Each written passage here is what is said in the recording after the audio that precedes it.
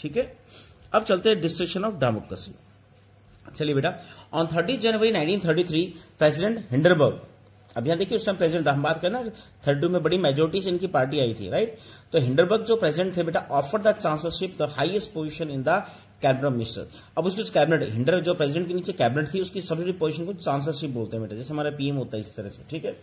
To Hitler, और वो Hitler को इसने सीट दे दी क्योंकि हिटलर उस पार्टी का सबसे बड़ा लीडर था और सबसे बड़ी पार्टी थी, इसको कैबिनेट का सबसे बड़ा मिनिस्टर इसको बना दिया। और यहीं से हम बात करते हैं हिटलर की बेटा पावर की स्टार्ट हुई। देखिए, by now the Nazi has managed to rally of conservative to the cause. बेटा यहाँ क्वेश्चन बनता है, हाउ नाजी या हिटलर डिस्ट्रक्ट द डेमोक्रेसी। इसके 3 पॉइंट बनते हैं, देखिए। So Nazi had managed to rally conservatives to their cause and having acquired power, Hitler set out to dismantle the structure of democratic rules. तो Hitler को पता था conservative का बहुत पावर है पहले से, तो उसे धीरे धीरे इस डेमोक्रेटिक जो स्ट्रक्चर था, उसको डेमोक्रेटिक रूल था या उसका स्ट्रक्चर था, उसको डिसमेंटल करने की कोशिश। डिसमेंटल मीन्स उसको धीरे धीरे खत्म करने की कोशिश की। कैसे किया? A mysterious fire that broke out in the German parliament building in February में यहाँ पार्लियामेंट में एक आग लग गई थी बेटा। फैसिलिटेट हिज मूव, और यहीं से उसका एक मूव स्टार्ट हुआ। द फायर डिग्री 28 फरवरी 1933, इसने एक फायर डिग्री एक ऑर्डर निकाला 26 फरवरी 1933। क्या था बेटा? देखिए, identity suspended civic right of freedom. तो इसने सबसे पहला काम किया है, सिविक जो राइट से फ्रीडम के, स्पीच के, प्रेस के, असेंबल के, इन सबको बेटा इसने बैन कर दिया। Had been gradually by the Weimar constitution, then he turn on the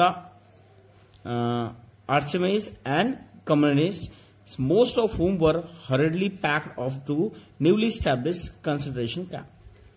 तो देखिए इसके बेटा 28 फरवरी 1933 ये फायर डिग्री बहुत बार आता है। तो यहां इससे हम बात करें, सबका काम क्या है, सस्पेंड कर दिया वो राइट जो विमर रिपब्लिक ने दिए थे, जो उस टाइम की पहले की गवर्नमेंट थी, जिसमें फ्रीडम ऑफ स्पीच, प्रेस और असेंबली, इन तीनों पे वन वर्ड क्वेश्चन बनता है, इसको लिख लेना, ठीक है।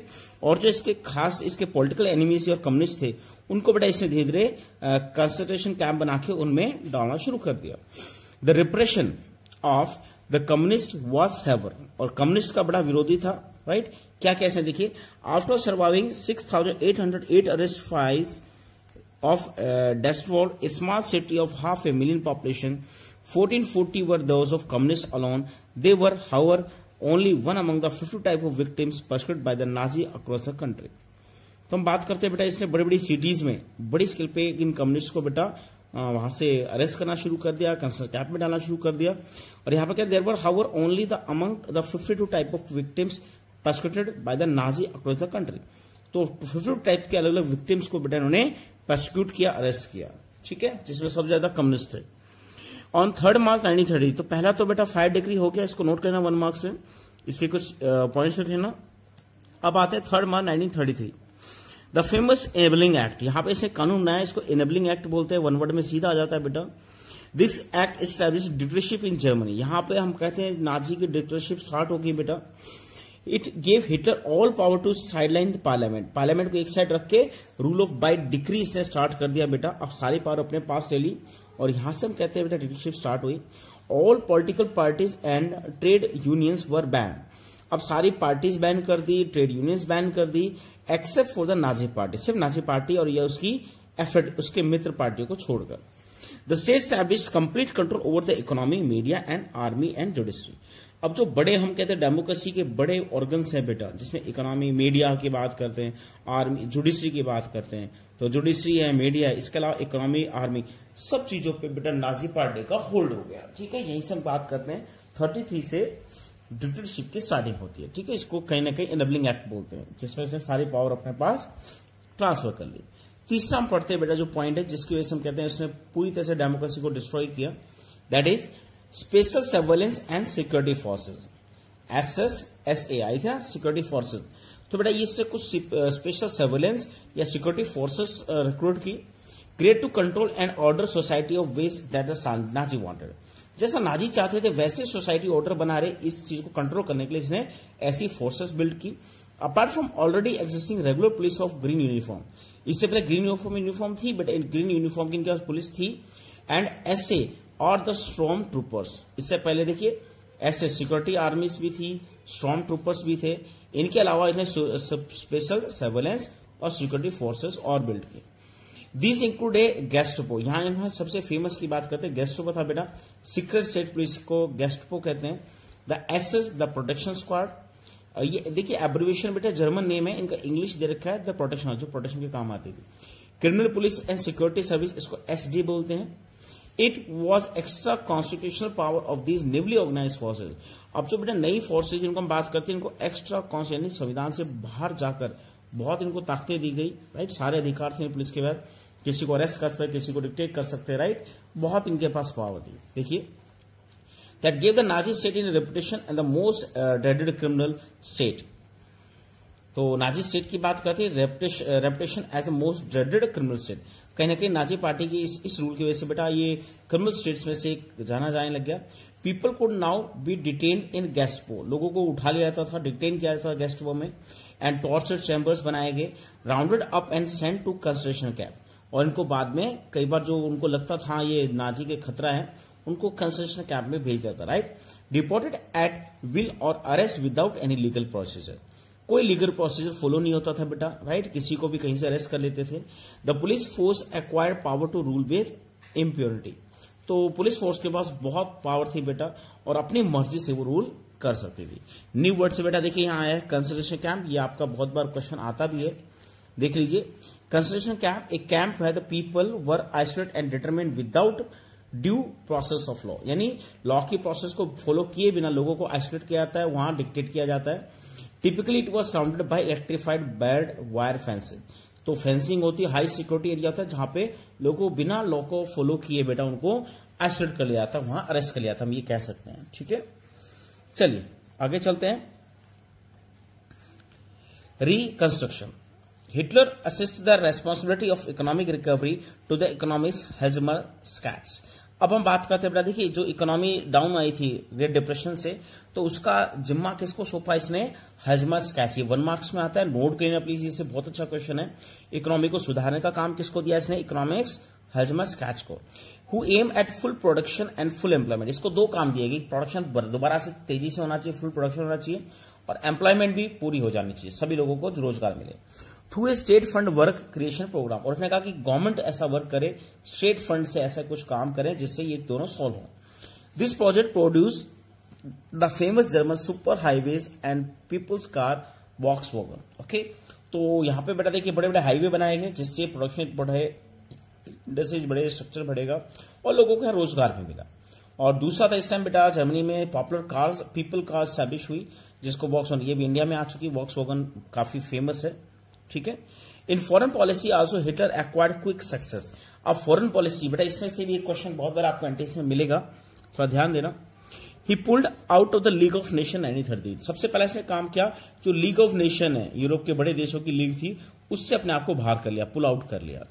और क्यों किया, ताकि अपने खुद के काम कर सके, अपने डिसीजन ले सके। देखिए रिओक्युपाइड द राइनलैंड इन 1936, राइनलैंड जिससे छीन लिया गया था 1936 में, उसको रिओक्युपाई, कब्जा कर लिया उस पर। Integrated Austria Germany 1938 with the slogan, अब ऑस्ट्रिया जर्मनी, ऑस्ट्रिया को जर्मनी में इसने मिला लिया, और कैसे देखिए बिना युद्ध के, क्योंकि ऑस्ट्रिया में पैदा हुआ था ये, यहां इसने एक स्लोगन यूज किया, 1 पीपल 1 एम्पायर 1 लीडर, इसको भी नोट करना बेटा, सिर्फ एक स्लोगन के बेस पे कंट्री को इसने मिला लिया।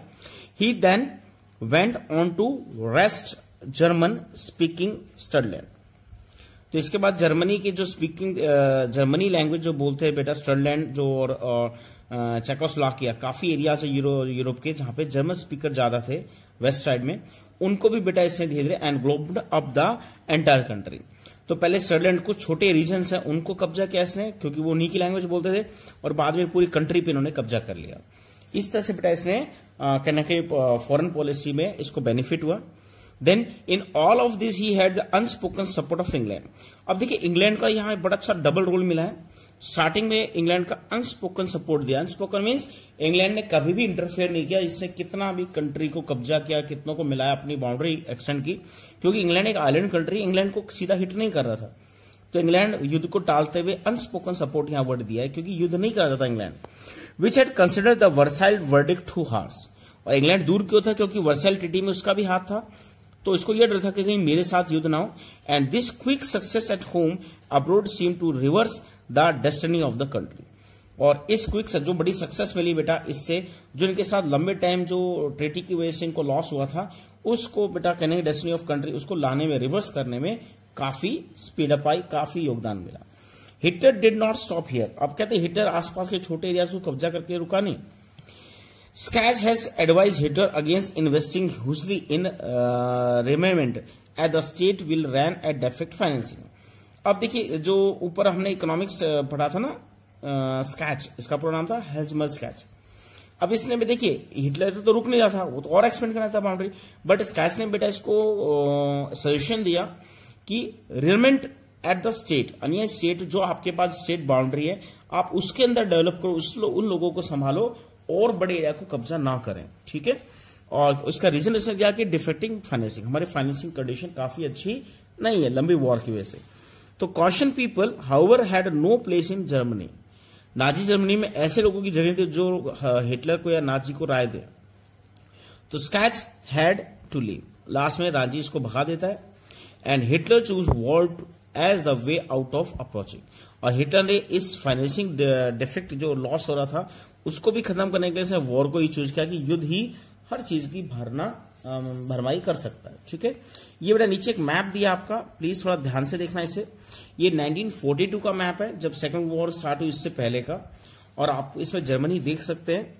तो इसने ऑस्ट्रिया को अपने अंदर मिला लिया, पोलैंड का नॉर्थर्न एरिया, ऊपर का नीदरलैंड का पास का काफी एरिया इसने अपने में मिला लिया था, ठीक है। चलिए आगे चलते हैं बेटा। Next one, next is economic crisis, resource were accumulate through the expense of trade. अब ये कहने की हिटलर की थ्योरी थी कि इकोनॉमिक क्राइसिस से बचना है, इकोनॉमिक क्राइसिस से बचना है तो क्या करना पड़ेगा, resource were accumulate through the expansion. सीधा सा हमें रिसोर्स और करने होंगे, और वो हम कैसे कर सकते हैं, एक्सपेंड करके टेरिटरी को दूसरे देशों पे कब्जा करके। इन सितंबर 1939 जर्मन इन्वेड पोलैंड। और यहां बात करते हैं बड़ी, सबसे बड़ी इसको भूल कहा जाता है बेटा, 1939 ने जर्मनी पे पोलैंड पे अटैक कर दिया। This started a war with France and England. और जब जर्मनी ने पोलैंड पे अटैक किया तो इसके बाद फ्रांस इंग्लैंड ने भी इस पे अटैक करना पड़ा, और यहां से हम कहते युद्ध की शुरुआत हुई। In September 1940 a tripartite pact was signed between Germany, Italy and Japan. और जब 39 पे अटैक हुआ, इंग्लैंड फ्रांस ने इस पे अटैक किया, तो 40 में बेटा त्रिपार्टी पैक्ट, इसको नोट करना प्लीज, 1 मार्क्स में आता है। 1940 त्रिपार्टी मीन्स 3 कंट्री का पैक्ट हुआ, संधि हुई, जर्मनी, इटली और एक कंट्री था जापान, जिसने रशिया को हराया था 1904 में। तो ये पावरफुल कंट्री बन चुका था ईस्ट में बेटा। तो इन तीनों ने मिलकर strengthening Hitler's claim international power. तो हिटलर को एक बड़ी इंटरनेशनल पावर बनाने का क्लेम के लिए इन तीनों ने बड़ा संगठन बनाया। And puppet regime supportive of Nazi Germany were installed in a large part of Europe. By the end 1940 Hitler was at the pinnacle of the power. हम 1940 की बात करें बेटा, तो उस टाइम हिटलर सबसे पावरफुल लीडर में था, वर्ल्ड में इतना पावरफुल कोई लीडर नहीं था।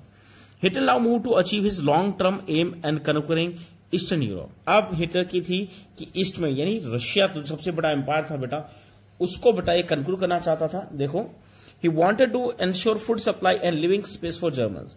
अब इसको दो चीज चाहिए थी रिसोर्स के लिए, एक तो फूड सप्लाई और दूसरा living space. And he attack the Soviet Union in June 1941। और ये इसने बहुत बड़ी कंट्रीब्यूट की कि इसने 1941 में सोवियत यूनियन पर अटैक किया। In this historical blunder Hitler expose the German western front to British. और जब इसने अटैक किया तो इसे अपने वेस्टर्न फ्रंट, यानी इसका जो वेस्टर्न बाउंड्री है वो ब्रिटिश के लिए इसने ओपन कर दिया, right. British aerial bombing and the Eastern front was powerful Soviet army. East में सोवियत पावरफुल आर्मी थी और वेस्ट में बात करें ब्रिटिश आर्मी ने एरियल बॉम्बिंग स्टार्ट कर दी, right. The Soviet Red Army inflicted a crushing and humiliating defeat. So the Soviet Red Army inflicted a crushing humiliating defeat. तो सोवियत रेड आर्मी को बेटा यहाँ एक बड़ी हार मिली थी जर्मनी। स्टेलिनग्राड एक फेमस सिटी है, इस पे काफी मूवीज भी बनी है, देखिए। After this Soviet Red army hounded out the retreating German soldiers until they reach the heart of Berlin.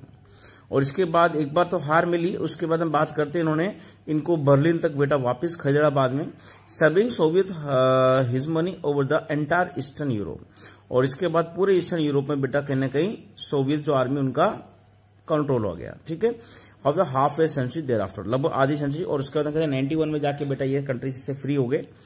Meanwhile the US has restricted involvement in the war. अब यूएस इस वॉर से दूर रहना चाहता था बेटा।